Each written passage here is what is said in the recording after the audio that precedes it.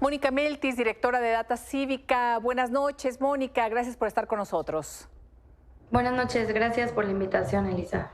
Mónica, ¿qué podemos esperar con este tema de la base de datos, lo del banco? ¿Qué ha pasado con todo este tema? Estamos a 2 días de que se conmemore el Día Internacional de las Personas Desaparecidas y No Localizadas. Y nuestro país, pues bueno, ya sabemos que es un foco rojo en el mundo.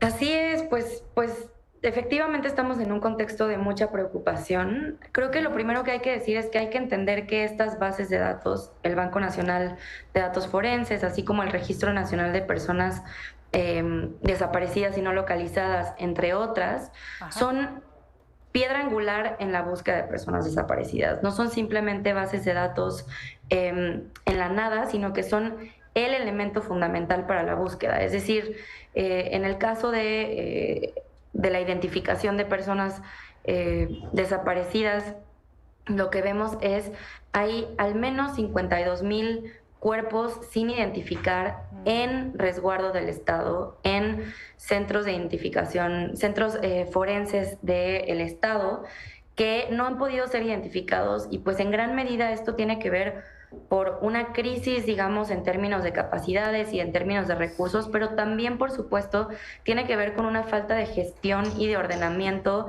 en materia de restos y cadáveres, en materia forense, que no permite la identificación de personas desaparecidas. En el caso de lo que se planteó el día de hoy en la rueda de prensa, es tras un litigio de 2 años por Olimpia Montoya, quien busca a su hermano Marco Antonio Montoya con el acompañamiento del Centro ProDH, se litigó en contra de la Fiscalía General de la República por una falta de la implementación del Banco Nacional de Datos Forenses, que es un elemento fundamental para la identificación de personas. Y efectivamente lo que vemos es que pues a 3 meses de el establecimiento de una sentencia de amparo que ordena la construcción del Banco Nacional de Datos Forenses, es que a partir de un monitoreo que hemos realizado por parte del Centro ProDH junto con Data Cívica, no vemos elementos de que este Banco Nacional de Datos Forenses esté implementado de forma tal que permita la identificación de personas, ¿no? Sí. No solamente el caso de Marco Antonio Montoya, el hermano de Olimpia Montoya, quien también estuvo presente el día de hoy en la rueda de prensa, sino hay miles de otros casos que son representativos de este tipo de crisis en la que nos encontramos, ¿no? Y realmente el monitoreo que hacemos pues es muy preocupante en los resultados. Oye, Mónica, ¿y qué opinión te merece hoy precisamente Alejandro Encinas? Estaba mandando un mensaje a familiares de personas desaparecidas, dijo no se preocupen por la metodología que está utilizando el gobierno actualmente del censo que está realizando para la localización de personas. ¿Qué opinión les merece a ustedes, organizaciones y personas que han representado a los familiares y que han caminado por muchos años con las víctimas? Creo que en realidad lo que vemos es una desconfianza producto de una falta de transparencia, ¿no? O sea, la realidad es que no basta con decirle a las familias que no se preocupen, sino que es importante con elementos en mano que tengamos información sobre cuál es la metodología que está generándose para este censo, cuál es la razón de tener un nuevo censo, ¿no? Por supuesto que entendemos la importancia de generar otras herramientas de búsqueda, ¿no? Y en ese sentido celebraríamos la iniciativa de generar otras fuentes de información, pero creo que esto por un lado tiene que estar conversado y transparentado con las familias, pero por otro lado las metodologías tienen que ser transparentes. De entrada creo que es realmente un mal uso de la palabra censo, ¿no? O sea, un censo implicaría que van, como el censo que hace el INEGI cada 10 años, casa por casa preguntando información, y lo que vemos es que esto es un censo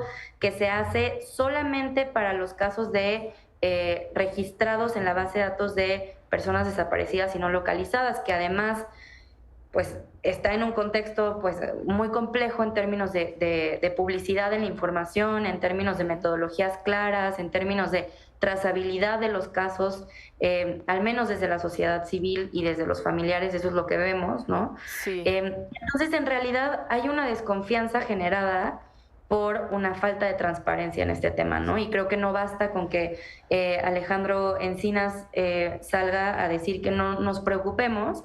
Esperaríamos que esto se pueda traducir a resultados muy puntuales en términos de cómo se transparenta la información y cómo se explica estas decisiones de tomar otro rumbo a través de un censo y no de lo que establece la ley de la generación de las bases de datos que aún continúan pendientes para la búsqueda. En realidad ese es el problema, ¿no? Ha generado una desconfianza y pues por supuesto que tiene muchas oportunidades de frente en poder disipar estas dudas y poder generar confianza particularmente hacia las familias, pero también hacia la sociedad en general. Uy, son muchos organismos, muchas instituciones, por supuesto incluida la Fiscalía, que pues están en falta con familiares de personas desaparecidas y no localizadas, y en este contexto tan grave que vive nuestro país. Mónica, muchísimas gracias. Si nos permite, sigamos en contacto para saber qué es lo que va a hacer la Fiscalía General de la República con esta base nacional de datos forenses y cómo se van a ir transparentando, además, todos los datos, todas las metodologías y el cruce de información. Muchísimas gracias, Mónica. Muchas gracias. Estamos pendientes desde el monitoreo para darle seguimiento al tema.